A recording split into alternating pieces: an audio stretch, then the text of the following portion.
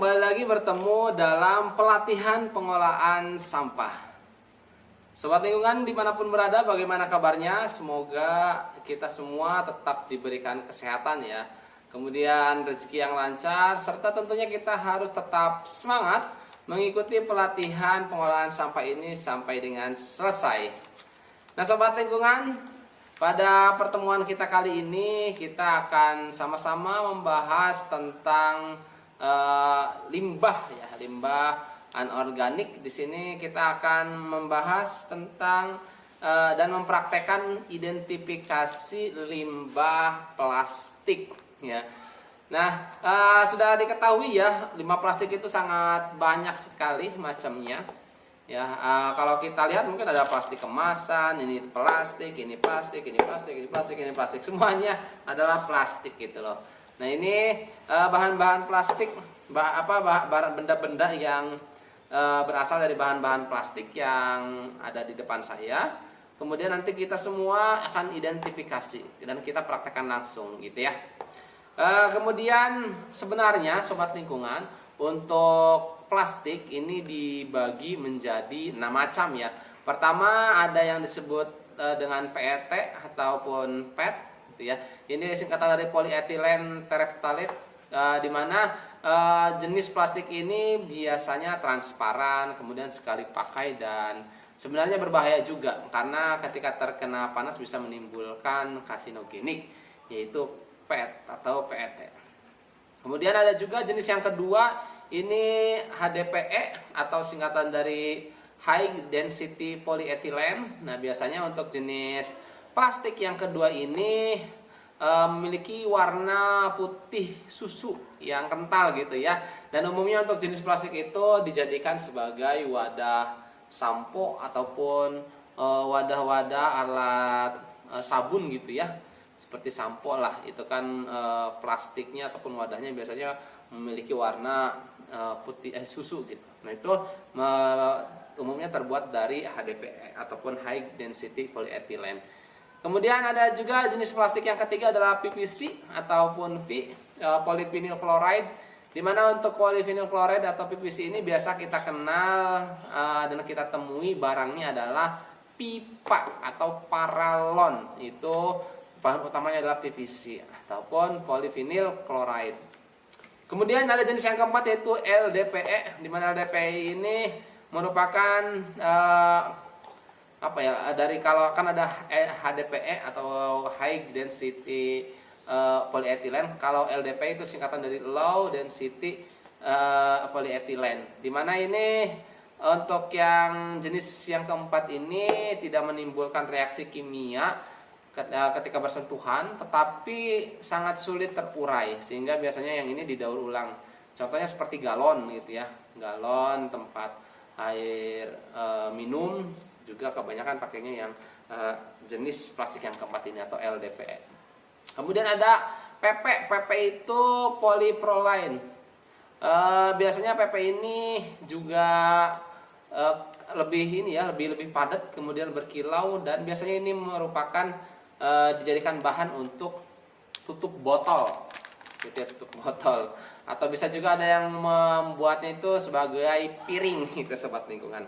Nah kemudian ada yang ada yang keenam itu adalah PS atau polystyrene. Ini biasanya dikenal sebagai styrofoam. Nah sobat lingkungan, styrofoam itu salah satu jenis plastik yang sebenarnya kalau di negara-negara ini sudah banyak dilarang. Karena selain dia sangat sulit terurai, sangat sulit terdegradasi di alam, kemudian styrofoam ini juga berpotensi menimbulkan penyakit gitu ya, terutama penyakit yang berkaitan dengan sistem koordinasi ataupun sistem saraf. Kemudian gangguan dari mata juga termasuk. Sehingga di luar biasanya styrofoam ini sudah dilarang.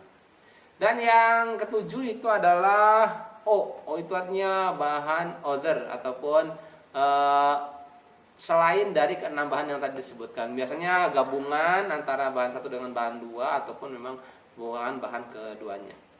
Nah lanjut saja sobat lingkungan, biasanya untuk di botol-botol yang atau di plastik-plastik tertentu juga sudah ada lambangnya. Biasanya lambangnya seperti ini.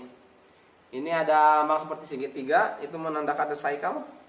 Ini adalah satu adalah PET ya, atau PT, kemudian dua adalah HDPE, kemudian ketiga adalah lambang PVC, keempat adalah LDPE, kelima PP, dan keenam PS, serta ketujuh adalah lambang untuk odor ataupun bahan berbahan plastik yang menggunakan bahan lainnya. Nah, kita langsung saja identifikasi yuk. Ini kita mulai dari yang kemasan. Nah, ini kemasannya apa ya? Saya tidak sebutkan mereknya. Nah, biasanya kalau yang sudah ini sudah keluar izinnya juga udah ada ya. Nah, di sini ini kemasannya udah ada tandanya. Ya, ada tandanya di sini kecil. Segitiga angkanya 05. Kalau angkanya 05 berarti itu adalah PP ya, betul. PP ini plastik ini berarti terbuat dari PP ataupun polypropylene gitu ya. Polypropylene, sorry. Ya, polypropylene ini. Nah, gitu ya. Kemudian berarti sama ya dengan tutup botol. Bahan utamanya. Nah, termasuk ini tutup botol. Sekarang botol yang ini. Ini tutup botol ini juga termasuk nih.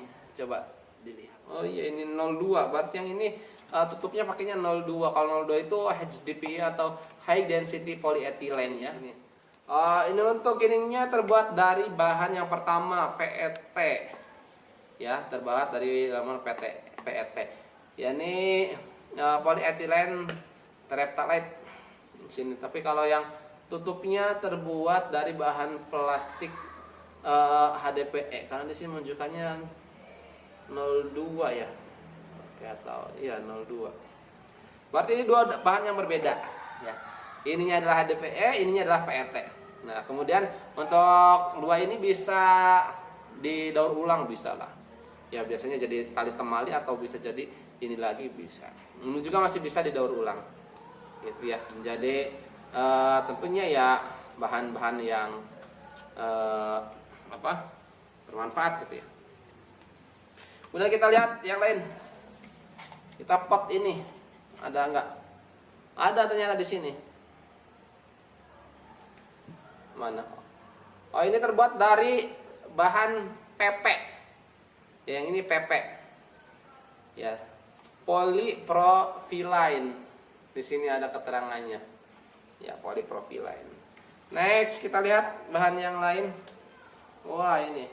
Oh, yang ini ada keterangannya ini 4 ya. LDPE. Wah, ini LDPE. Ya, pantesan kuat. Kemudian ada dua lagi, kita lihat yang ini. Ya, ini minyak wangi. Kita lihat dari mana ke ini. Minyak wangi. Coba lihat di bawah. Biasanya kalau ini juga dari PET ya. Sorry, untuk mereknya tidak saya sebutkan. Ini PET karena ada keterangannya juga di sini. Pasti dengan ini juga berbeda. Dan yang terakhir ini kita nggak tahu dari merek apa. Tidak kita sebutkan mereknya. Ini di sini ada keterangannya kan?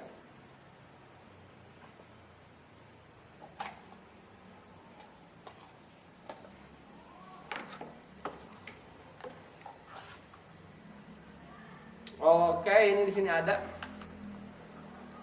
Ini dari bahan nomor 5. Polypropylene lagi ya, polypropylene lagi. Nah, ini dari polypropylene.